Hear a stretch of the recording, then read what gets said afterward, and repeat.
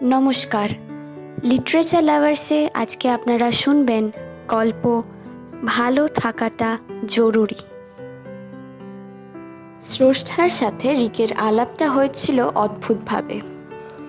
একটা ছোট ঝগড়া দিয়ে তাদের প্রেমের সূচনা ঘটে।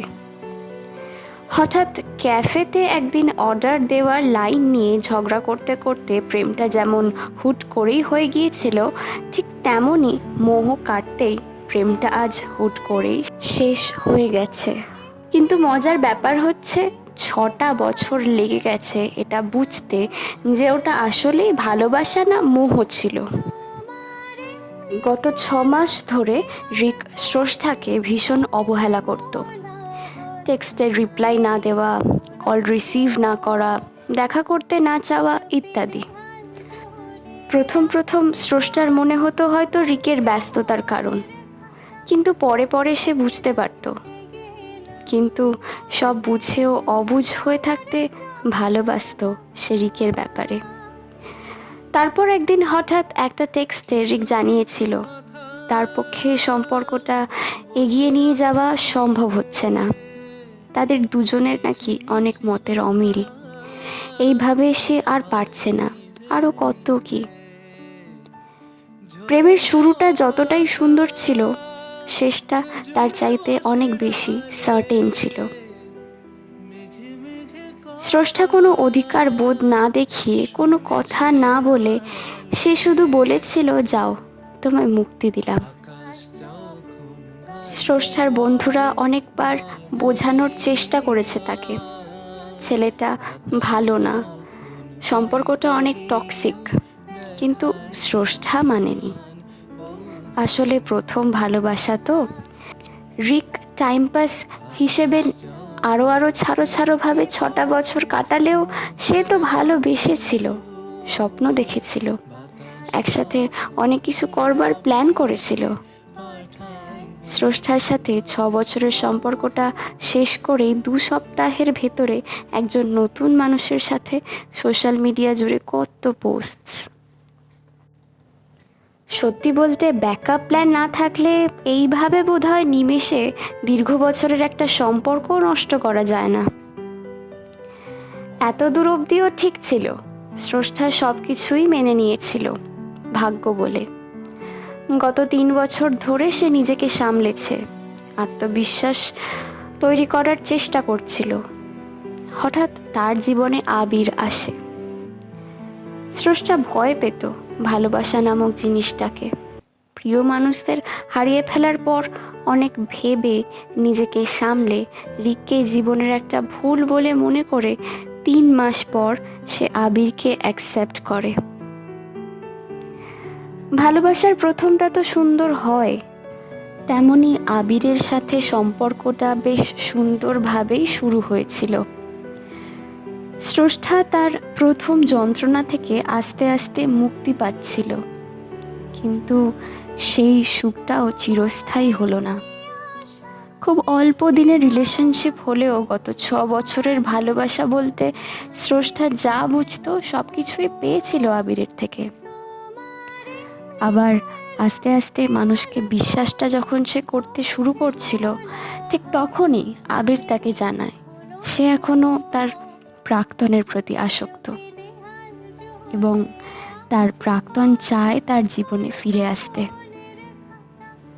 আবির জিজ্ঞেস করে স্রষ্টাকে তার কি করা উচিত।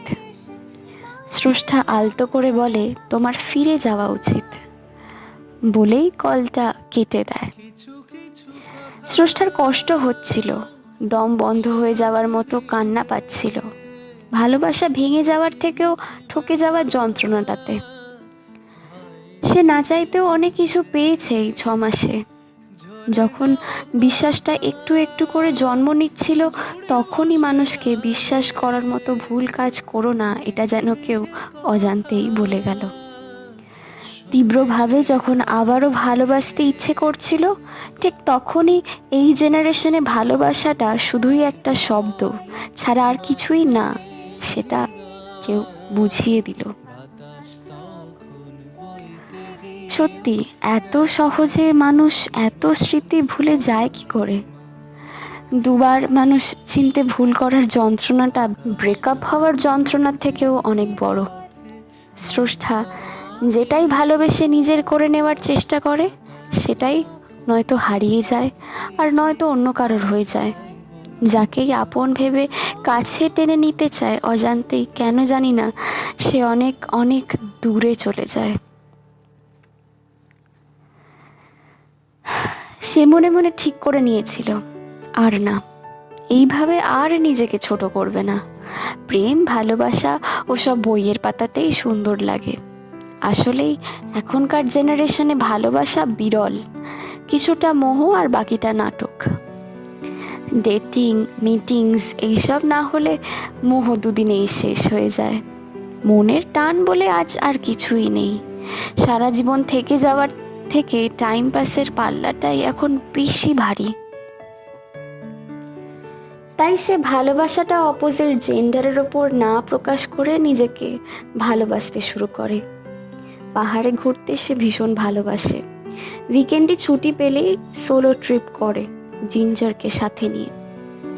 কোনো ভালো মুভি বেরোলে অফিস থেকে ফেরার পথে দেখে আসে। রিসেন্ট একটা এনজিও জয়েন করেছে, সময় পেলেই বাচ্চাদের কাছে চলে যায়। বাড়ি আসার পথে স্ট্রিট ডগগুলো লেজ নাড়াতে নাড়াতে ভালোবাসা প্রকাশ করলে মাথায় হাত বুলিয়ে দেয় তাদের। বাড়ির গেট খোলার শব্দ পেলেই লেজ নাড়াতে নাড়াতে গেটের ওপারে খুব এক্সাইটমেন্টের সাথে স্রষ্টাকে দেখে একগুচ্ছ ভালোবাসার বার্তা বহন করে জিঞ্জার এবং তার কোলে ঝাঁপিয়ে পড়ে।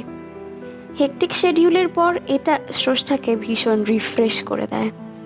সত্যি ওরা জানে লয়্যালটি কাকে বলে, ভালোবাসা কাকে বলে। দিব্য চলে যাচ্ছে এইভাবে স্রষ্টার। সে বুঝেছে আমার বলে কিছু নেই, নিজের প্রিয় জিনিসগুলোও না, সবটাই ভীষণ টেম্পোরারি। যেটাই এখন আমার সেটাই পর মুহূর্তে অন্য কারোর। তাই সে নিজের জন্য এক ফালি সুখ নিজের মতো করেই সাজিয়ে নিয়েছে, কারণ সে বুঝতে শিখেছে at the end of the day ভালো থাকাটা ভীষণ জরুরি।